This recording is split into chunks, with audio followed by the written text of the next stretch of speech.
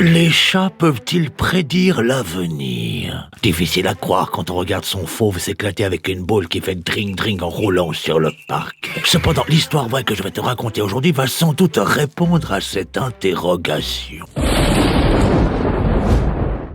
Quand Jim Mulholland fut engagé comme mécanicien sur ce grand paquebot à peine sorti de l'usine, celui-ci fut d'abord impressionné par la taille de la construction, mais fut surtout très heureux de s'être trouvé un nouveau job. Nous sommes au début de l'année 1912, et un job comme celui-ci est une bénédiction pour Jim. Engagé pour les trajets d'essai du paquebot, suivi de la grande traversée de l'océan inaugurale avec des passagers, allait assurer à Jim des mois de salaire dont il avait vraiment besoin à cette époque-là. Mais lorsqu'il mit un pied sur le bateau, une chose étrange se produisit. Jim tomba amoureux d'une sirène cyclope, d'un beau marin tatoué qui chic du tabac et crache par terre, ou Violette Constance Jessop, la célèbre infirmière volontaire qui a survécu à 3 naufrages. Eh bien non, bien mieux que tout ça. Jim va tomber amoureux de Jenny, la mascotte du bateau, qui n'est autre qu'une petite chatte tigrée qui va accoucher de jolis petits chatons pendant le premier trajet d'essai.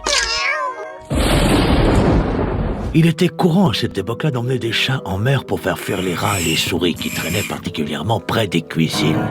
C'est donc près de ces mêmes cuisines, à côté de la chaudière, que Jim va installer sa petite féline tétineuse et ses jolies petites merveilles toutes poilues. Mais arrivé au quai du port de Southampton en Angleterre ce fameux mois d'avril, le comportement de Jenny va complètement changer. En effet, celle-ci semble de plus en plus nerveuse, se mettant à surprotéger ses petits, empêchant quiconque de s'en approcher. Et le jour du départ, à l'heure où les passagers embarquent sur le bateau pour la grande croisière inaugurale, Jim, faisant comme à son habitude une petite visite à sa féline famille, va trouver Jenny debout au milieu de ses petits tenant l'un d'eux dans sa bouche.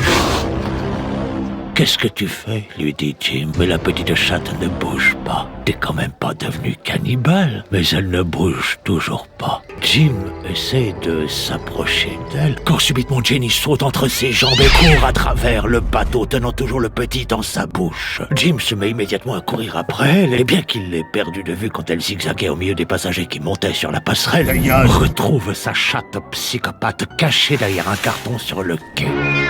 La petite chatte, qui vient de déposer son petit sur le sol, regarde fixement Jim, puis subitement repart en courant en direction du bateau. « Non mais tu vas pas laisser ton petit ici » lui crie Jim. Mais il eut à peine le temps de vérifier que le petit était en bonne santé qu'il vit Jenny revenir avec un deuxième petit. Et ainsi de suite, la petite chatte va ramener tous ses petits derrière ce carton sur ce quai. « Non mais pourquoi tu les as tous ramenés ici ?» lui dit Jim. « Le bateau va bientôt partir. » Et c'est là que Jenny va se mettre à lui faire des signes de la tête et miauler aussi fort qu'elle peut. Ce qui pousse à Jim à se demander si c'était vraiment une bonne idée de remonter sur ce bateau. Ainsi donc, dans le doute et ne désirant pas abandonner sa petite famille, Jim va prendre la décision de rester sur ce quai. Et c'est en regardant le bateau s'éloigner qu'il va se poser une question. Les chats peuvent-ils prédire l'avenir? Réponse qu'il aura quelques jours plus tard, puisque ce bateau s'appelait le Titanic.